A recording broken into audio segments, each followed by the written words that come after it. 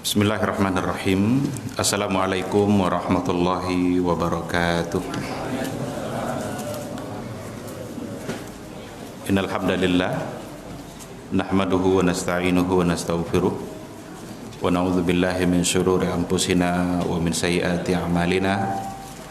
May yahdihillahu fala mudhillalah wa may yudlilhu falan tajida lahu waliyyan mursyida. Asyhadu an la ilaha illallah wahdahu la syarikalah wa asyhadu anna Muhammadan abduhu wa rasuluh la nabiyya wa la rasula ba'dah. Ikhwati fillah, ma'asyiral hadirin wal hadirat, Bapak, Ibu-ibu yang dimuliakan Allah. Kembali kita bersyukur pada Allah Subhanahu wa taala pada maghrib yang penuh berkah ini. Alhamdulillah kita kembali dimudahkannya untuk beribadah.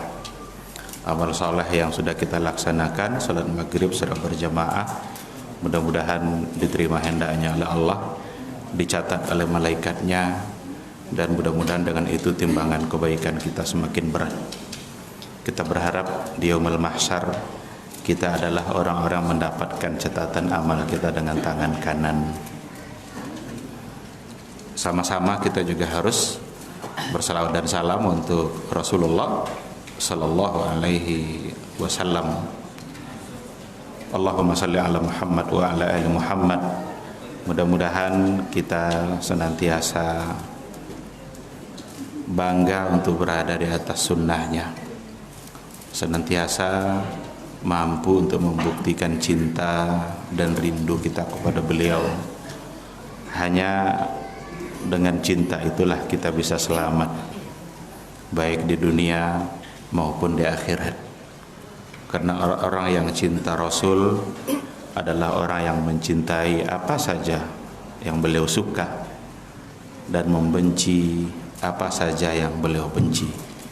Kita berharap mudah-mudahan di yaumul mahsyar kita bisa mendapatkan syafaatnya. Amin, amin ya rabbal alamin. Ikhwati fillah, sekarang sudah berada kita di pertengahan bulan Sya'ban.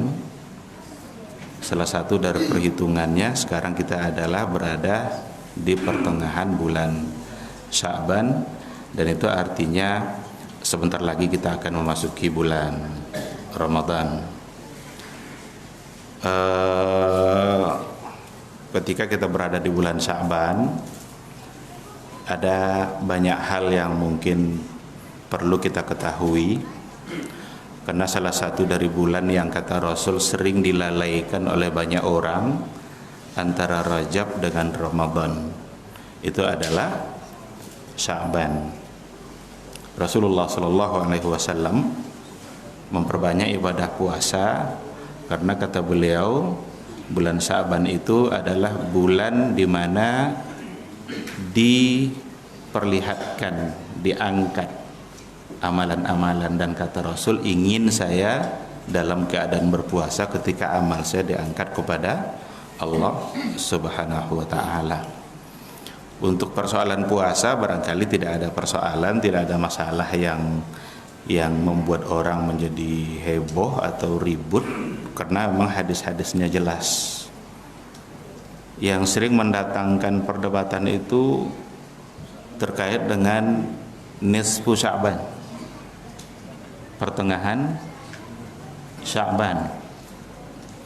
Seperti apakah dianjurkan untuk menghidupkan malam nisfu Sya'ban atau bagaimana? Sebelum kita masuk, saya ingin mengangkat tema kita pada malam hari ini adalah fikih Ramadan, sesuai dengan yang disebarkan oleh Jeli, fikih Ramadan.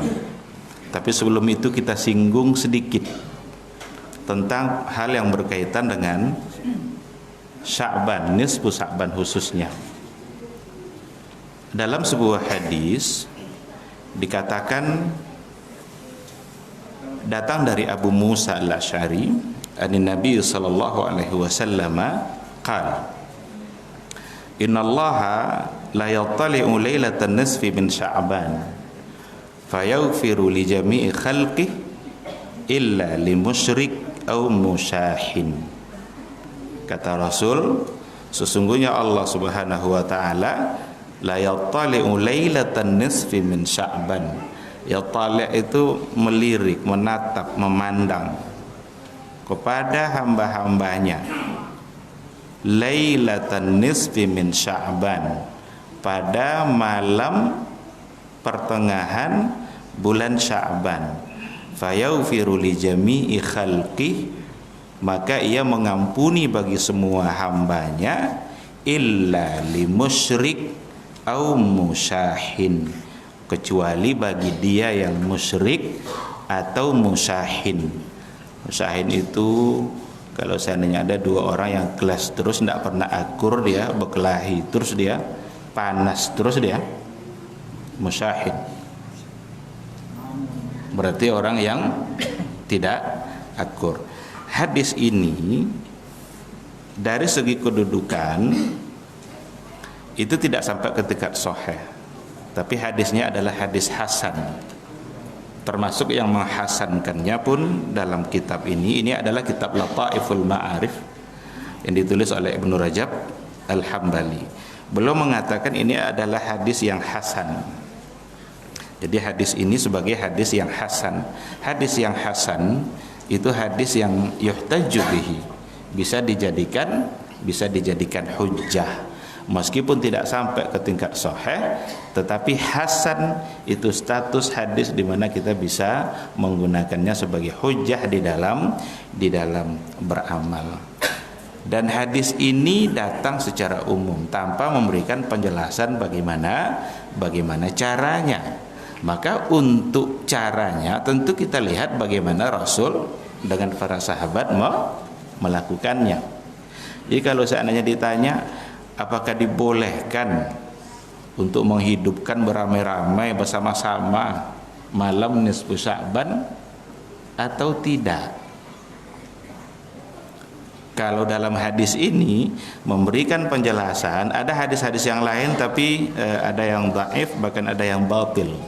Saya sengaja pilih hadis yang satu ini karena derajatnya adalah hasan. Inilah yang dipertahankan oleh banyak orang, tetapi hadis ini tidak memberikan gambaran tentang cara bagaimana menghidupkannya. Lalu pertanyaan yang muncul adalah apakah dibolehkan untuk bersama-sama atau tidak? Cara pengamalan hadis tentu Nabi yang kita lihat. Bagaimana Nabi melakukan, bagaimana para sahabat. Maka di buku ini dijelaskan oleh Ibnu Rajab Al-Hambali ada dua pendapat para ulama. Yang pertama dikatakannya annahu yustahabbu ihya'uha jama'atan fil masajid. Menurut kelompok yang pertama ini itu yustahabbu, dianjurkan ihya'uha jama'atan fil masajid, untuk menghidupkannya secara berjamaah bersama-sama fil masajid, di masjid. Ini kata kelompok yang pertama. Kana Khalid ibnu Ma'dan wa Luqman ibnu Amir wa ghairuhuma.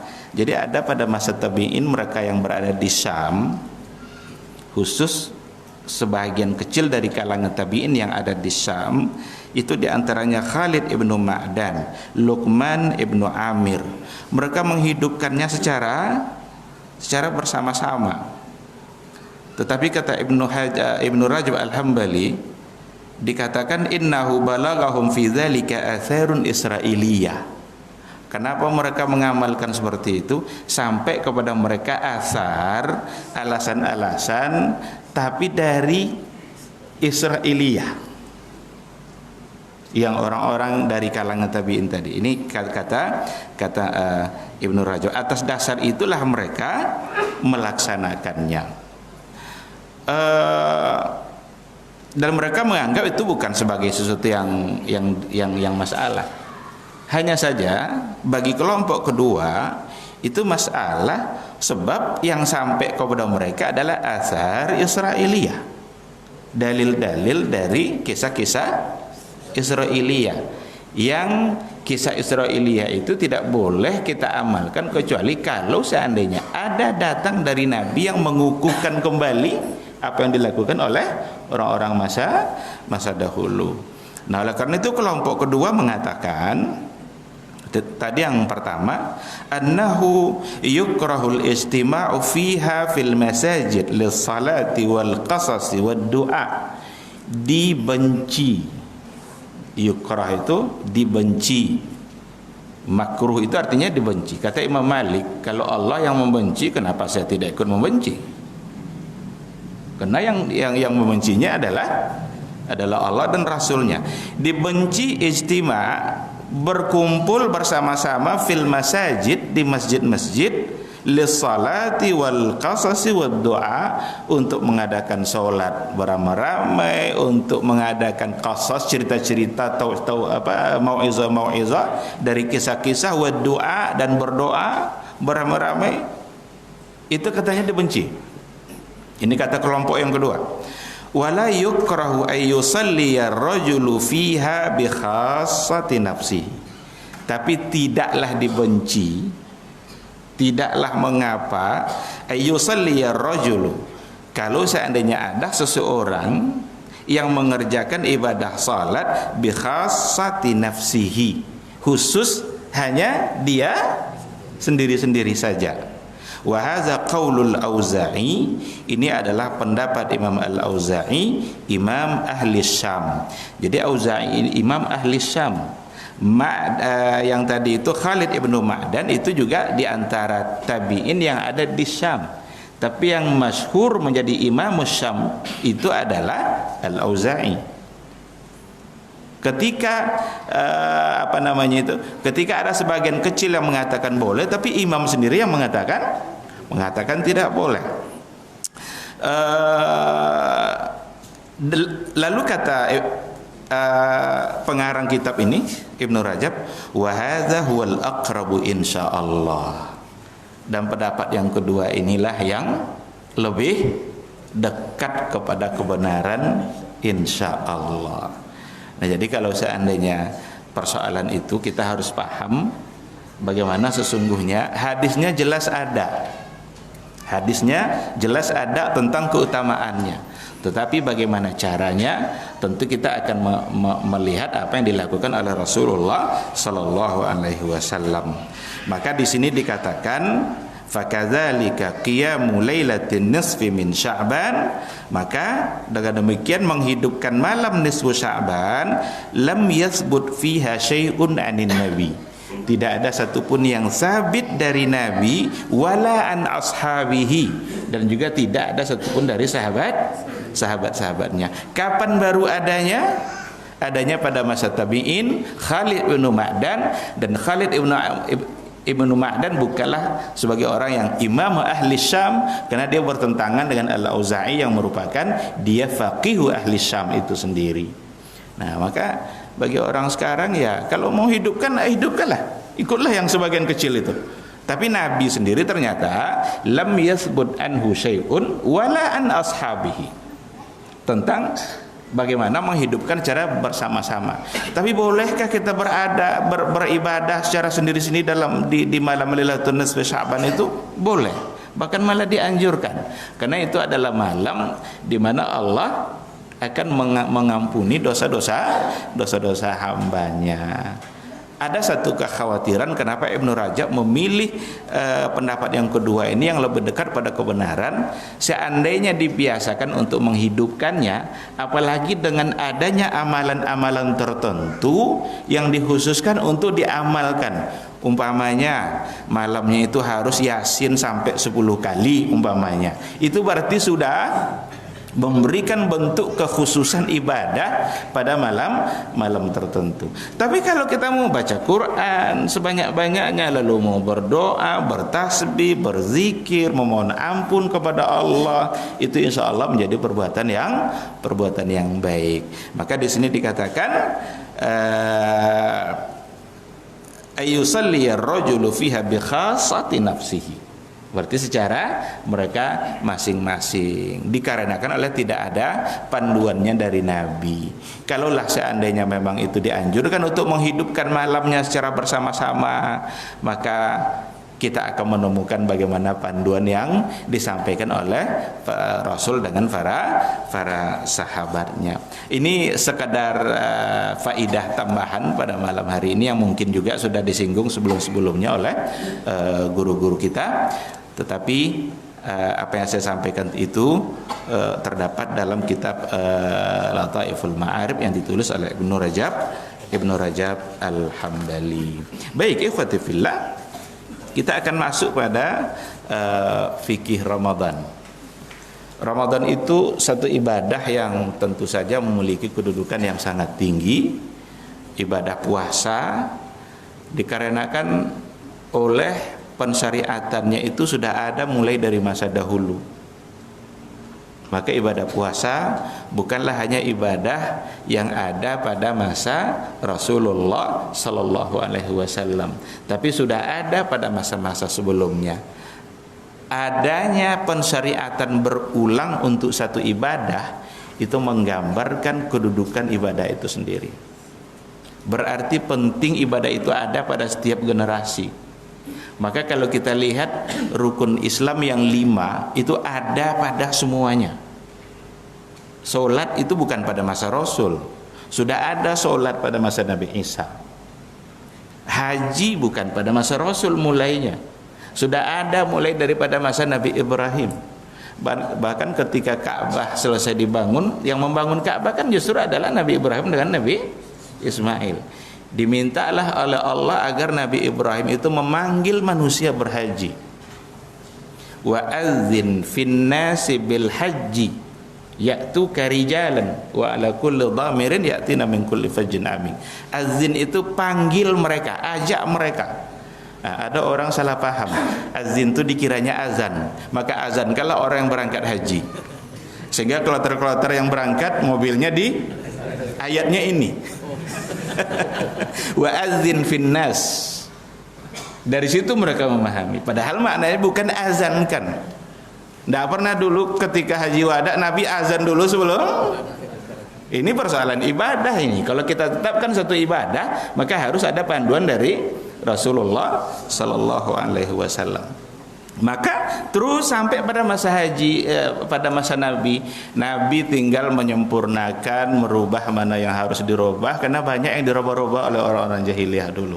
Tawaf mereka sudah tidak lagi pakai pakaian, sekarang masih pakai pakaian tapi tidak berjahit, karena mustahil untuk memperlihatkan aurat kepada orang banyak, itu besar dosanya. Begitu. Jadi amalan-amalan yang kalau disyariatkan dari generasi ke generasi itu menunjukkan tingginya kedudukan amalan itu. Termasuklah ibadah puasa.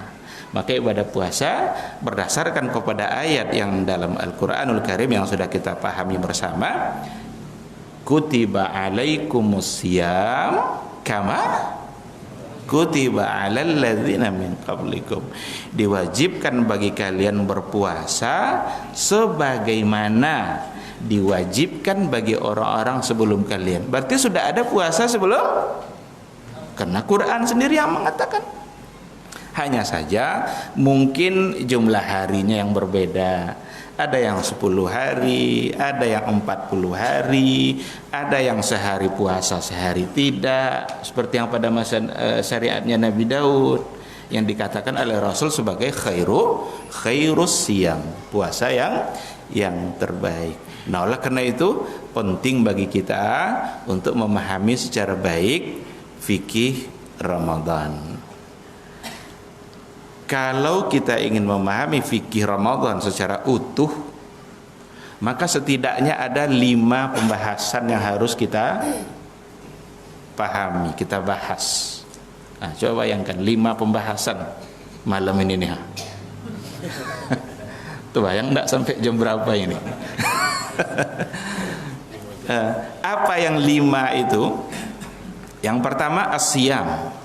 Ini fikih Ramadan harus minimal, ini yang besar-besar aja nih, minimal 5 pembahasan. Yang pertama asyam, tentang puasa itu sendiri. Yang kedua al-qiyam, tentang menghidupkan malam. Karena ada asyam itu urusannya di siang hari. Man sama ramadhana imanan wa ihtisaban ghufira lahu ma taqaddama min dzambi. Urusannya di siang hari. Urusan di malam hari dikhususkan istilahnya dengan al-qiyam, menghidupkan malam. Sehingga ada pula hadisnya, man qama ramadhana imanan wa ihtisaban ghufira lahu ma taqaddama min dzambi. Barang siapa yang menghidupkan malam Ramadan, ini bahasa sangat umum ini, menghidupkan malam Ramadan. Malam itu kapan mulainya? Setelah terbit matahari. Kapan berakhirnya? Setelah terbit fajar. Berarti kalau dikatakan man qama, yang menghidupkan malam, dikatakan malam, ya udah dari maghrib berarti sampai, siapa yang menghidupkan itu dengan penuh iman, ghufira lahu ma taqaddama min dzambi, diampuni pula dosa-dosanya yang telah berlalu. Jadi yang kedua persoalannya al-qiyam.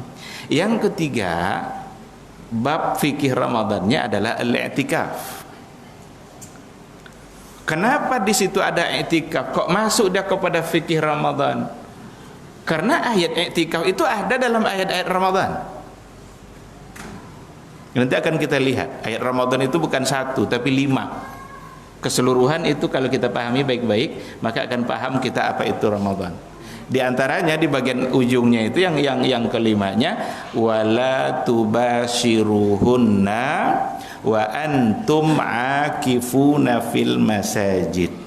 Jangan kalian menggauli istri kalian kalau seandainya kalian beriktikaf di masjid. Kenapa disebutkan ayat iktikaf dalam ayat-ayat Ramadan? Karena persoalan iktikaf itu menjadi bagian ibadah yang ada dalam bulan Ramadan. Kalau disebut i'tikaf, asumsi orang adalah Ramadan. Meskipun i'tikaf itu tidak hanya untuk bulan Ramadan, tapi Nabi yang membiasakan diri untuk beriktikaf 10 terakhir dan Ramadan terakhir dalam kehidupan Nabi, beliau beriktikaf selama 20 hari. Apalagi setelah i'tikaf, babnya pembahasan yang berikutnya yang keempat itu adalah zakatul fitr. Zakat fitrah. Kenapa zakat fitrah menjadi bagian dari kajian fikih Ramadan? Karena zakat fitrah ini hanya adanya dalam bulan Ramadan. Tidak ada zakat fitrah selain datangnya bulan Ramadan. Di bulan Rajab tidak ada zakat fitrah.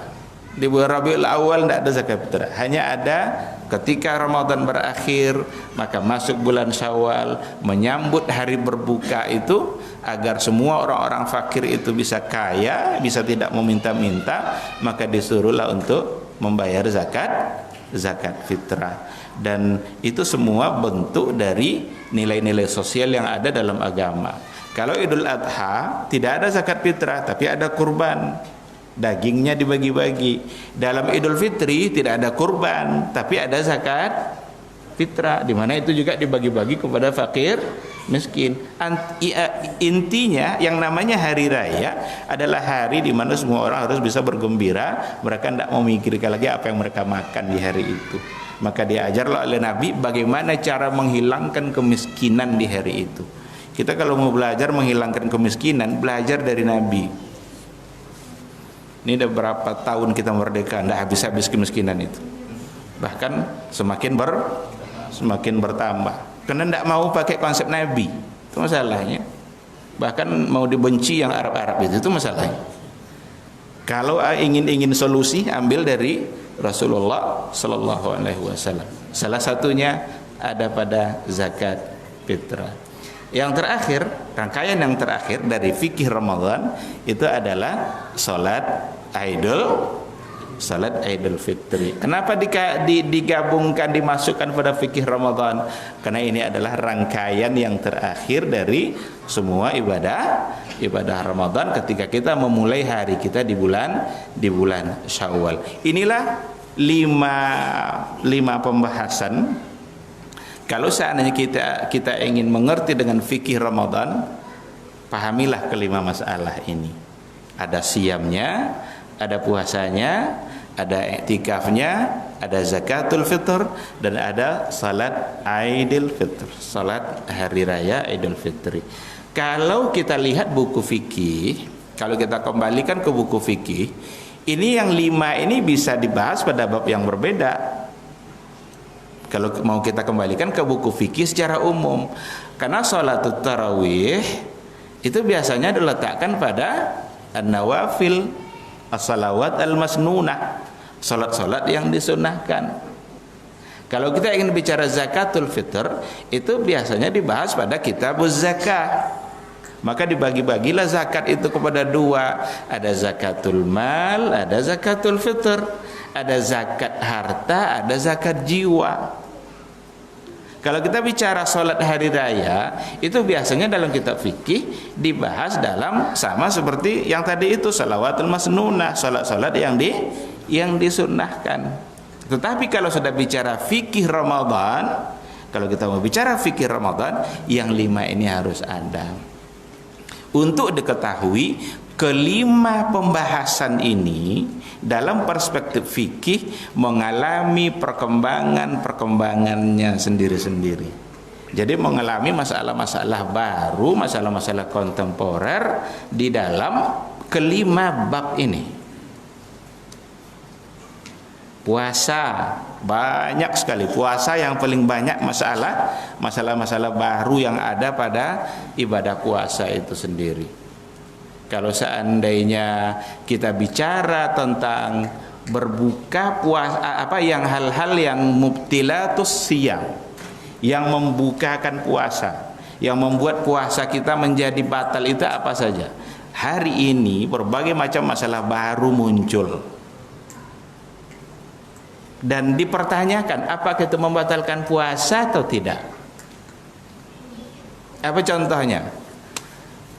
Kalau cuci darah batal puasa atau tidak?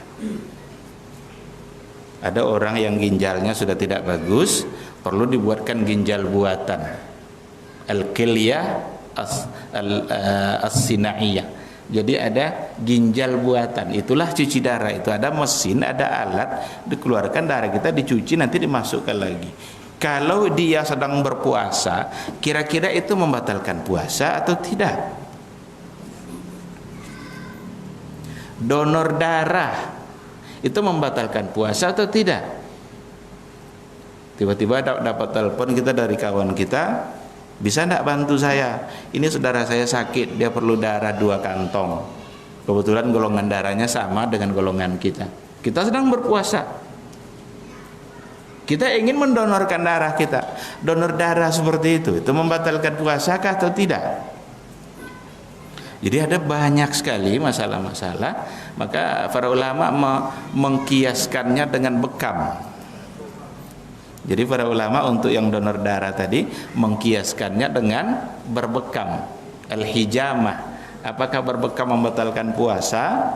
Di sini ada sebenarnya 2 pendapat para ulama. Yang satu mengatakan batal karena ada larangan dari Nabi jangan berbekam saat berpuasa. Tapi ternyata ada hadis yang lain yang mengatakan, hadis itu mengatakan Nabi sendiri berbekam wa huwa shaim. Ihtajama Rasulullah sallallahu alaihi wasallam wa huwa shaim.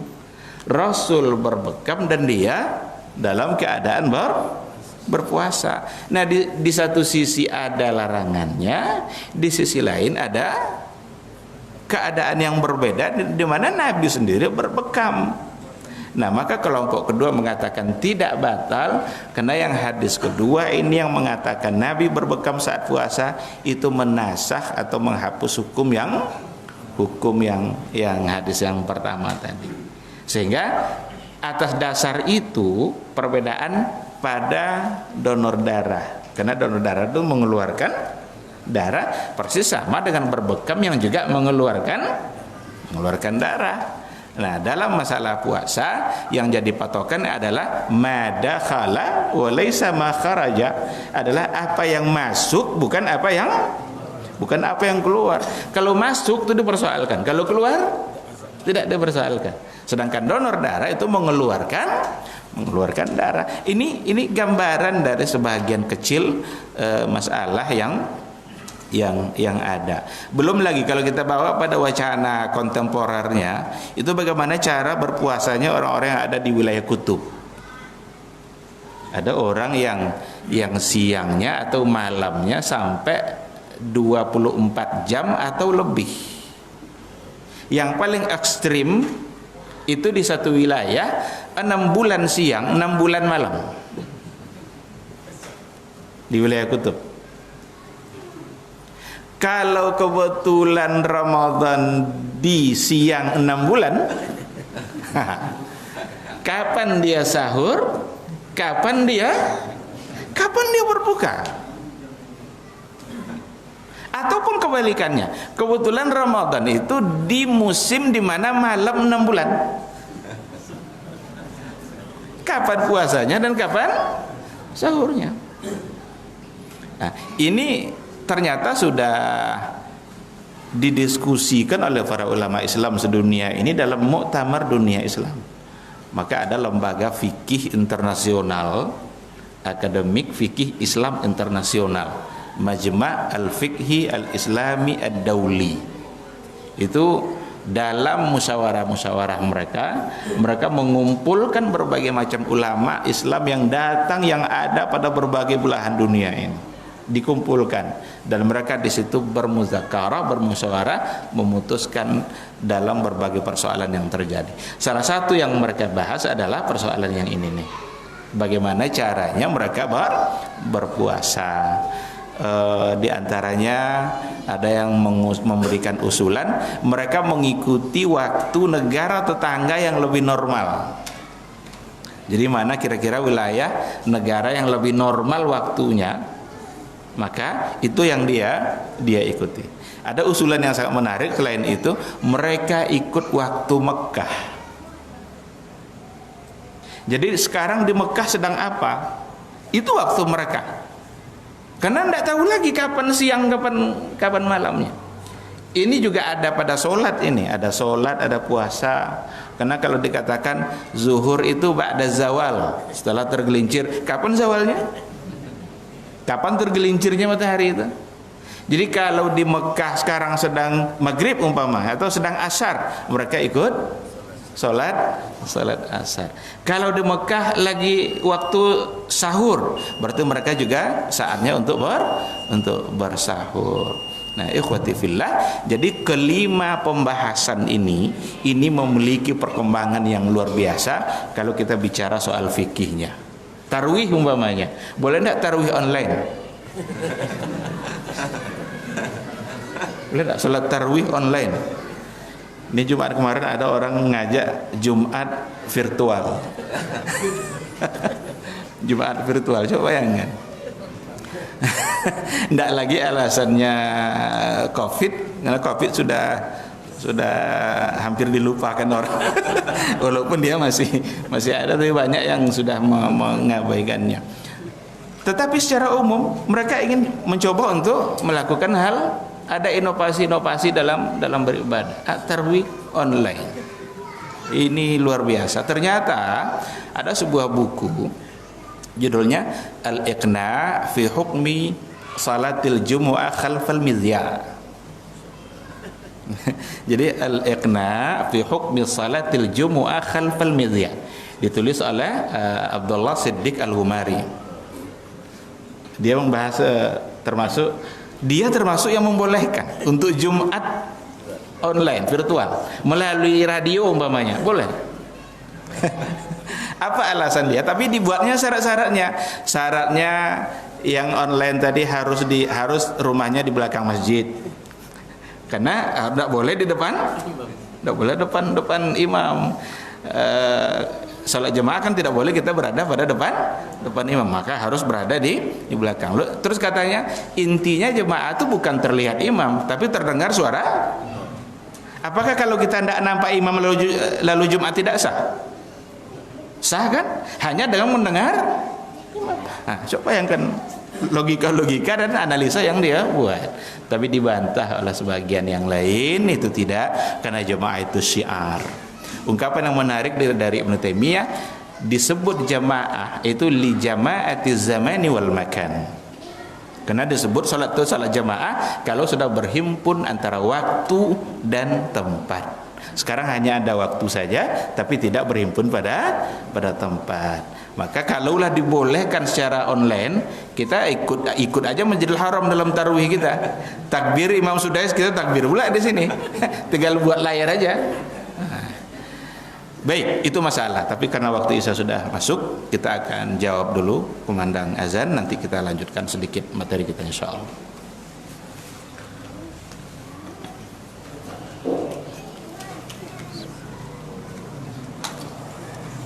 Allahu Akbar.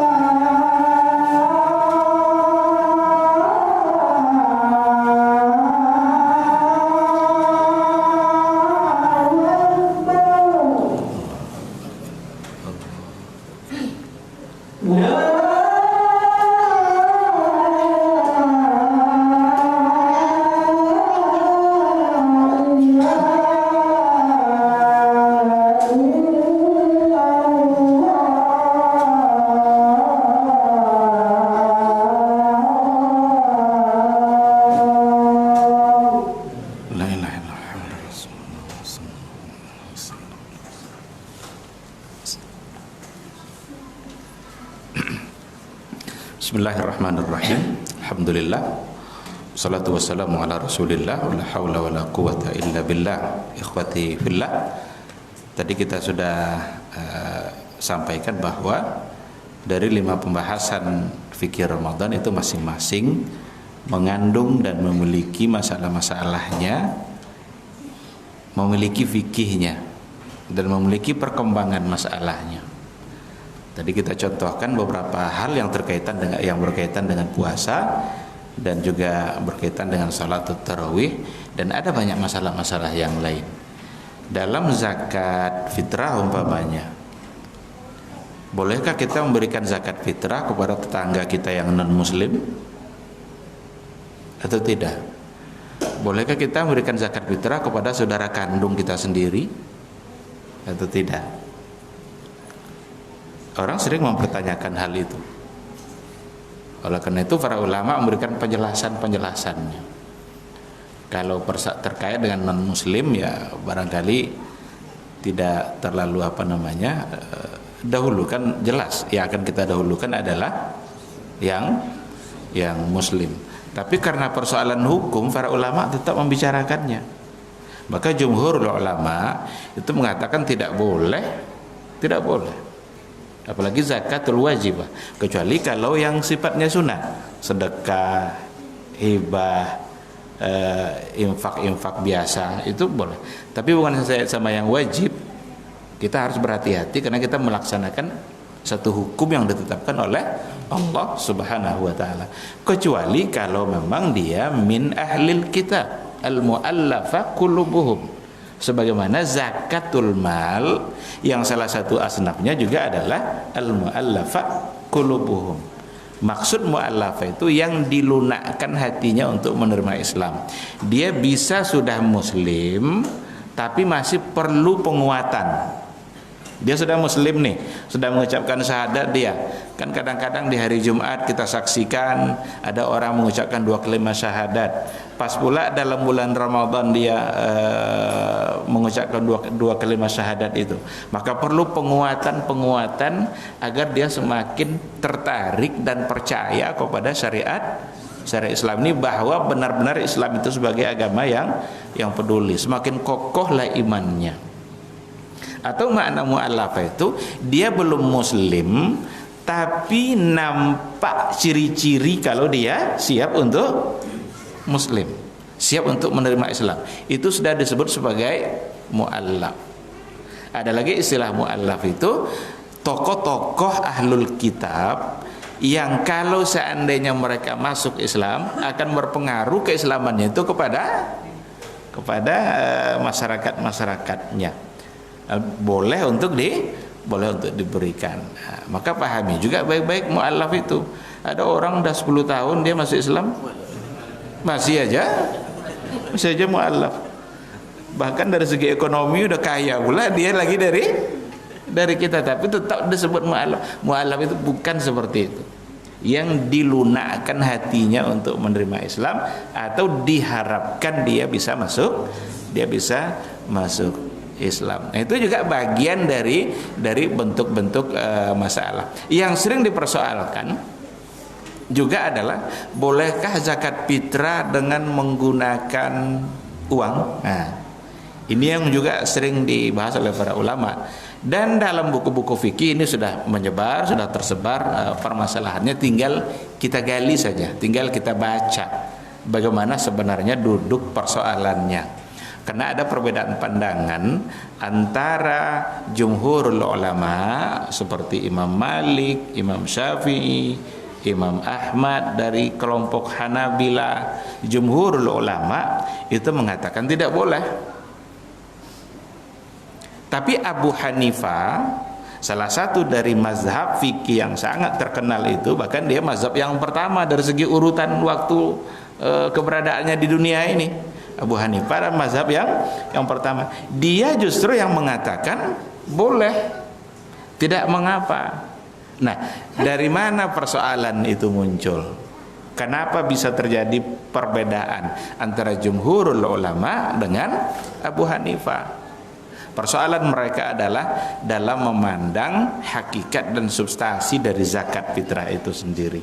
Abu Hanifah memandang zakat fitrah itu bukan dari sisi apa yang diberikan, tapi dari sisi untuk apa diberikan. Maka dia memandang maqasid zakatul fitr, tujuan kenapa zakat fitrah dianjurkan oleh Nabi. Nah, dia mengatakan tujuannya adalah berdasarkan kepada hadis ugnuhum anis su'al dzalikal yaum. Hindarkan orang fakir miskin itu dari meminta-minta di hari raya itu. Berarti tujuannya adalah untuk memenuhi kebutuhan. Sementara jumhurul ulama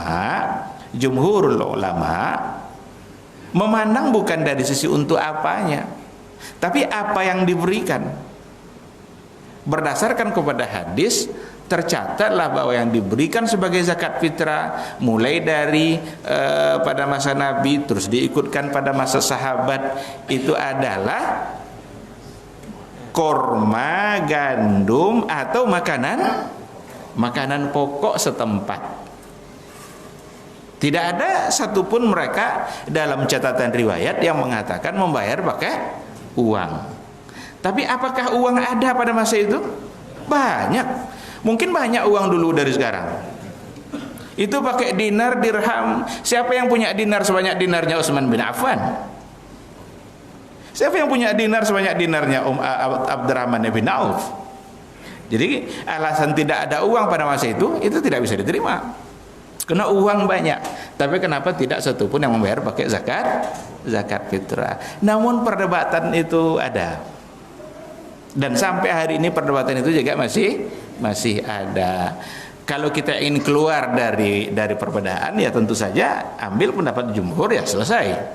Cuma ketika kita mengatakan bahwa kalau saya secara pribadi sangat tidak menginginkan untuk mengatakan bahwa tidak sah kalau pakai uang. Ini kita harus berhati-hati. Karena sekelebar Abu Hanifah saya kira tidak mudah dia menetapkan sebuah hukum kecuali berdasarkan kepada landasan yang ada. Dan pandangan beliau itu diperkuat oleh banyak ulama-ulama kontemporer hari ini. Seperti yang ada di Syria itu Mustafa Ahmad Zarqa itu sangat mendukung pendapat Abu Hanifah. Apa katanya?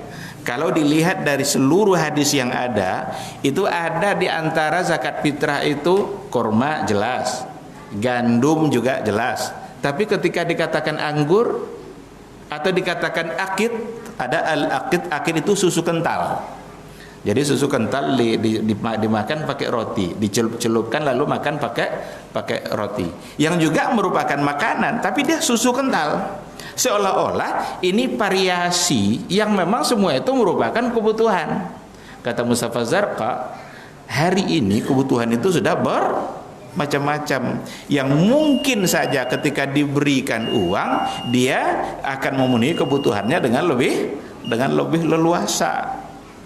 Nah, jadi apa yang dikatakan oleh Abu Hanifah itu sesuatu yang ada alasan. Ya afdal jelas. Jumhur sebagai ulama yang banyak dan dengan kekuatan dalilnya jelas itu adalah sesuatu yang sangat afdal. Tapi kalau untuk mengatakan tidak sah, lidah kita harus kita jaga kayaknya ini. Karena kita khawatir juga menghukumkan sesuatu yang itu masih dalam bentuk perdebatan. Ada yang mau ditanyakan? Bagaimana kalau nanti dikasih uang, ini nanti membeli hal yang lain seperti pakaian, apakah nanti itu tidak bertentangan dengan atau rokok katanya?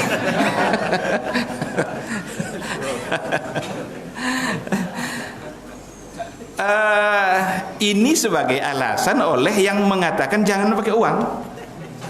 Sebenarnya itu karena kalau makanan kan pasti itu. Tetapi hari ini orang coba cari rumah yang tidak ada beras itu jarang. Yang namanya beras itu selalu ada. Yang tidak ada itu ikannya.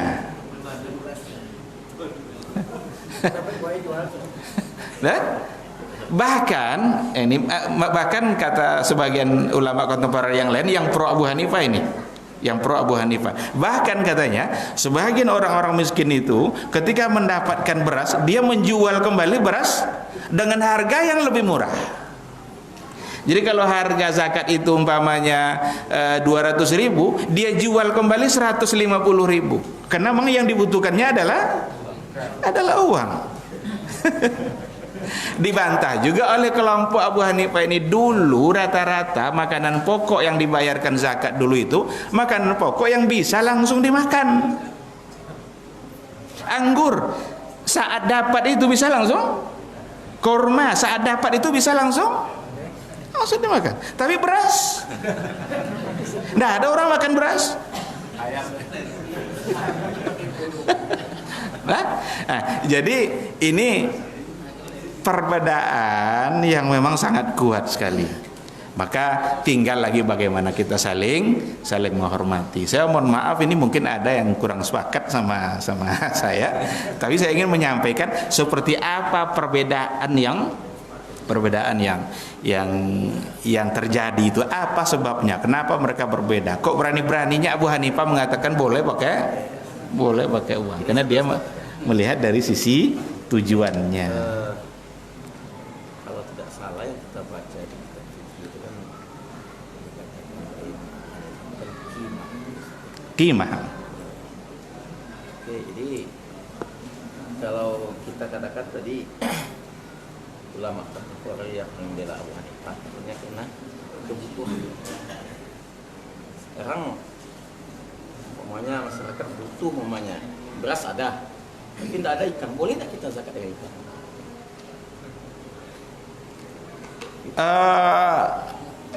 Bagaimana kita mengukurnya? Karena kalau makanan pokok kan jelas kan sekian kilo atau yang seharga itu.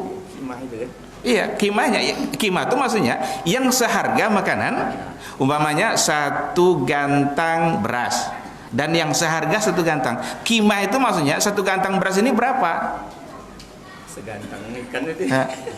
Dan dibawa ke ikan nanti sudah tidak cocok lagi. Biarkan mereka yang menentukan lauknya. Karena yang makanan pokoknya itu adalah berasnya.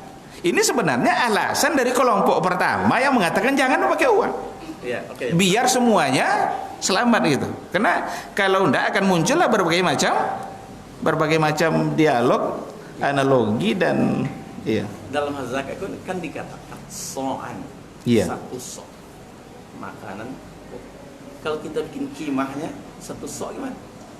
Ya harga 1 so' itu. Harga 1 so' itu berapa? 1 so' itu kan ukuran pada masa Nabi. Orang sekarang sebut gantang ya. Nah, ya sekarang harga 1 gantang berapa? Itulah kimah. Jadi persoalan tadi ya sebagaimana yang kata tadi kebutuhan gitu kan, dengan alasan mereka membolehkan pakai kimah karena kebutuhan. Kalau kita langsung kebutuhan saja, tadi pertanyaan gimana? Kita tidak bisa memastikan kebutuhan mereka.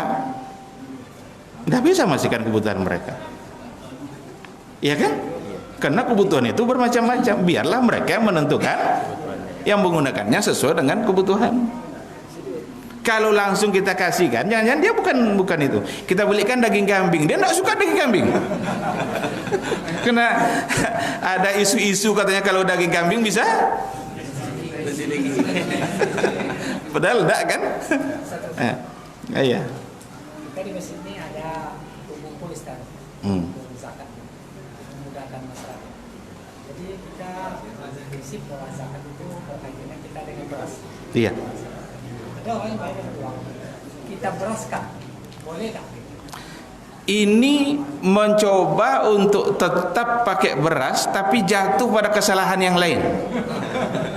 Jadi ada orang katanya tidak boleh pakai uang, harus beras. Dia datang bawa uang, dibelilah nanti beras yang ada di sama panitia. Tidak bisa, kita belikan di pasar. Kalau beli di pasar silakan. Berarti ada atau panitia ambil kesempatan ini untuk jual beras. Siapkan beras untuk dijual.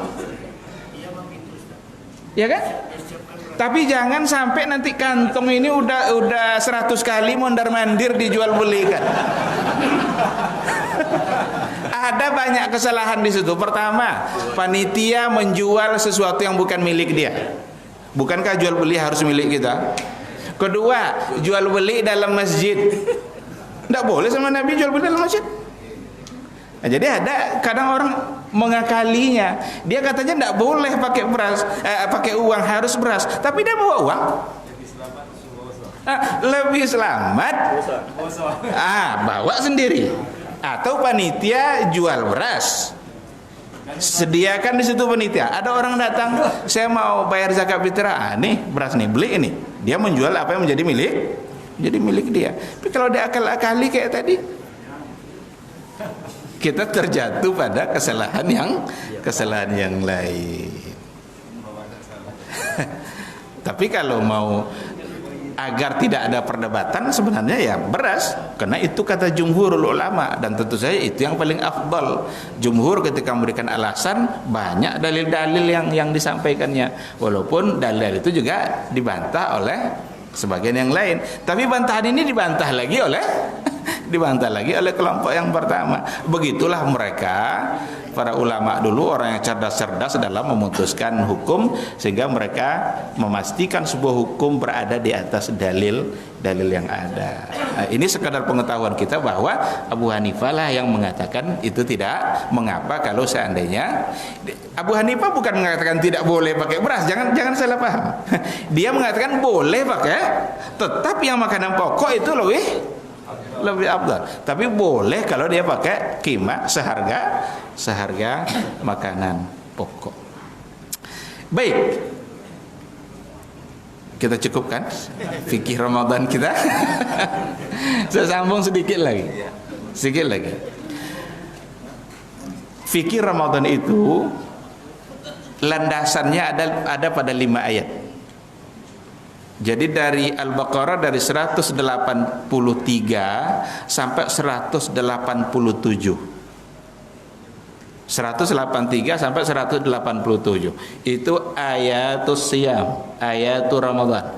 Siapa yang ingin memahami seluk-beluk Ramadan, bacalah tafsir hukum yang ada pada 5 ayat itu.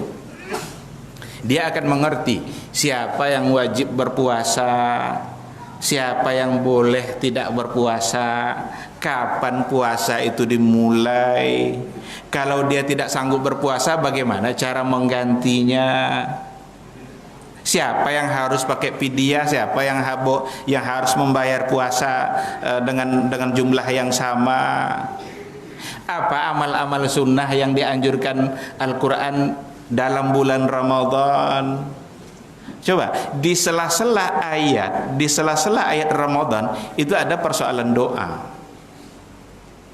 Karena di antara ayatnya wa iza sa'alaka ibadi anni fa inni qarib ujibu da'watad da'i idza da'ani falyastajibu li wal yu'minu bi la'allahum yarshudun.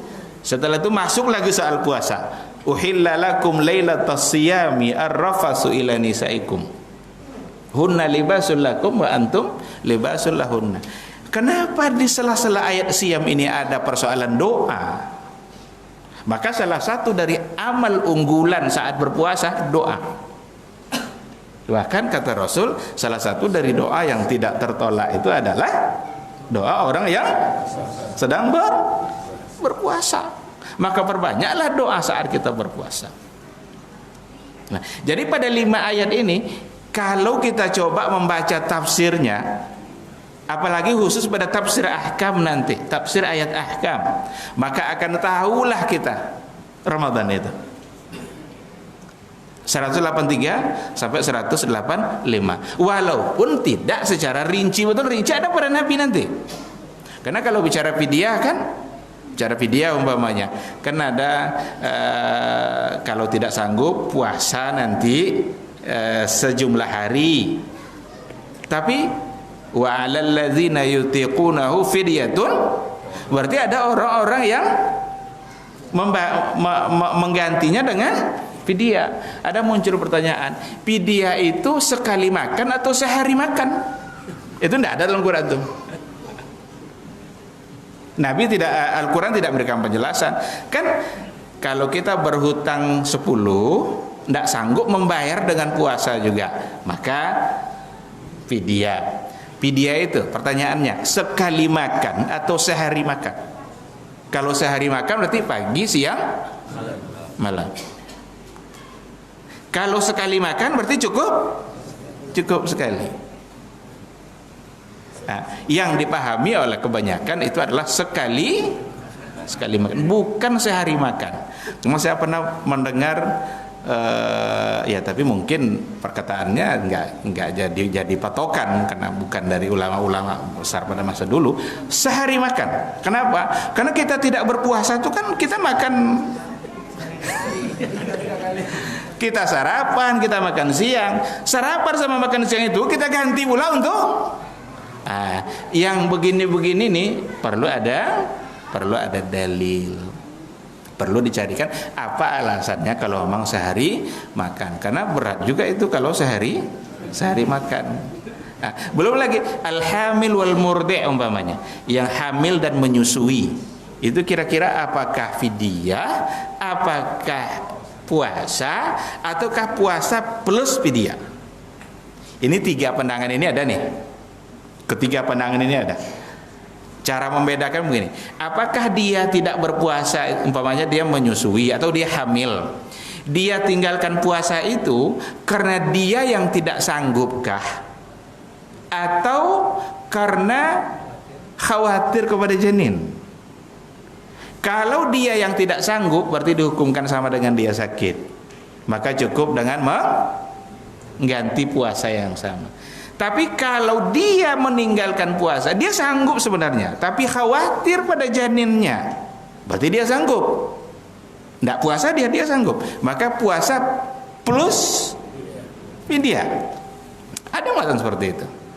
Tapi ada kondisi di mana sebahagian termasuk diantaranya kalau nggak salah itu Ibnu Abbas hanya fidyah. Pendapat beliau ini sangat tepat untuk orang yang memang sulit untuk ditunggu dia bayar puasanya. Seperti Ramadan sekarang hamil, Ramadan besok menyusui, Ramadan ketiga besok hamil lagi, Ramadan berikut menyusui. Kapan dia mengganti? Itu juga Jo. Berarti harus boleh begitu. Bahkan pendapat yang mengatakan fidyah tadi itu tidak hanya untuk itu, walaupun tidak seperti itu, dia mengatakan boleh hanya dengan fidyah. Jadi memang ada banyak pandangan. Kita kalau bicara fikih ya tidak bisa sama seperti akidah yang hitam putih. Tapi fikih itu memang bentuknya seperti itu. Ada banyak pandangan, ada banyak pendapat. Seandainya dengan alasan-alasan yang kuat masing-masing pendapat, disitulah diperlukan adanya saling menghormati. Tapi ketika yang satu pakai dalil, satu tidak pakai dalil, yang tidak pakai dalil ini jangan ngotot mempertahankan pendapatnya. Lah jole tidak ada dalil lain koyonya. Cak tahu bang, pokok kambiong. Ada citur lu ngarok udah pada hebat kan? Itu kambiong tuh burungnya. Sang bilang kambiong, sang burung kan? Kasan tahu bang? Yang tadi cak tahu bang, pokok kambiong. Jangan itu pengol, gitu burung. Hari ini jangan sampai seperti itu. Jadi kalau memang ada dalil, ada alasan, ini saat dimana saling menghargai. Tapi kalau tidak ada, yang tidak punya dalil tadi diharap untuk meninggalkan pendapatnya, karena itu tanggung jawabnya di akhirat kelak. Ini soal khilafiyah, bukan soal dunia ini, karena nanti pertanggungjawaban di akhirat. Tidak ada gengsi ninggalkan pendapat lama, tidak ada tuh. Kalau memang jelas pendapat lama kita salah, tinggalkan. Kalau memang jelas bertentangan dengan dalil yang ada, jangan karena malu atau karena kita sebagai tokoh lalu takut ditinggalkan orang. Nanti kalau kita berubah, ingat pertanggungjawaban kita di hadapan Allah Subhanahu wa taala. Dan untuk dalil itu jangan pula asal sekadar ada aja orang dulu mengatakan satu orang lalu dijadikan dalil. Inilah contoh yang nisfu Sya'ban tadi. Karena ada yang dulu dari tabi'in, dan tabi'in itu dianggap sebagai zaman salaf yang abad ketiga yang dianggap masih baik. Oh, berarti boleh. Bukan karena adanya dari mereka lalu jadi boleh. Karena dikatakan generasi terbaik bukan berarti mereka tidak salah. Karena tidak ada mereka yang maksum. Sahabat aja tidak maksum. Maka ukurannya tetap adalah kepada Rasulullah sallallahu alaihi wasallam. Baik, ikhwati fillah. Sekira mungkin sampai di sini aja. Fikih Ramadan kita seadanya fikih Ramadannya. Yang terkait masalah tabi'in yang kita tanyakan di sini, seandainya tabi'in mengatakan kami mengamalkan seperti ini, apakah itu dihukum marfu atau tidak? Kalau tabi'in yang mengatakan kami mengamalkan ini, itu tidak. Tapi kalau sahabat kunna nu'mar atau umirna bikadza, sahabat yang ngomong, kami diperintahkan begini. Siapa yang memerintahkan sahabat? Pasti adalah, maka itu hadisnya hadis marfu. Sama dengan disandarkan langsung kepada Rasul. Tapi tabi'in kan tidak ketemu dengan Rasul. Tabi'in hanya ketemu dengan sahabat. Kalau tabi'in yang mengatakan kami diperintahkan, berarti yang memerintahkan adalah sahabat. Kalau hadis hanya sampai pada sahabat, berarti bukan marfu, kan? Tapi mauquf. Mauquf itu yang hanya sampai pada sahabat-sahabat yang mengucapkan. Umpamanya qala Ibnu Abbas umpamanya, berarti Ibnu Abbas yang sebagai seorang sahabat. Baru sebagai hadis marfu kalau yang mengucapkan adalah para sahabat. Wallahu subhanahu wa taala a'lam. Cukup, ada lagi? Kalau tidak kita tutup insyaallah. Mudah-mudahan Ramadan kali ini walaupun dengan fikih yang seadanya, tetapi ini saya yakin mengulang-ulang apa yang sudah kita pahami juga sebelumnya. Dan saya berharap apa yang disampaikan tadi tidak pula memperkeruh persoalan apa yang sudah dipahami selama ini, karena tujuan saya untuk menyampaikan berbagai macam bentuk perbedaan yang ada. Kalaulah kita coba untuk mengangkat masalah kontemporer yang hubungannya satu dengan masalah ibadah, itu ada satu buku asalnya adalah tesis, judulnya Ahkam al-Mustajaddat al-Fiqhiyah fi Shiyam. Itu judulnya. Hukum-hukum kontemporer, masalah baru dalam puasa. Dibahas oleh beliau berbagai macam masalah baru, masalah kontemporer yang hubungannya dengan ibadah puasa. Termasuklah sebahagian dari apa yang tadi saya sampaikan. Wallahu subhanahu wa ta'ala a'lam. Mudah-mudahan Allah senantiasa memberikan kita semangat istiqamah untuk menuntut ilmu dan istiqamah dalam mengamalkan ilmu yang kita dapat. Subhanakallah wa bihamdika asyhadu an la ilaha illa anta astaghfiruka wa atubu ilaik. Wassalamualaikum warahmatullahi wabarakatuh.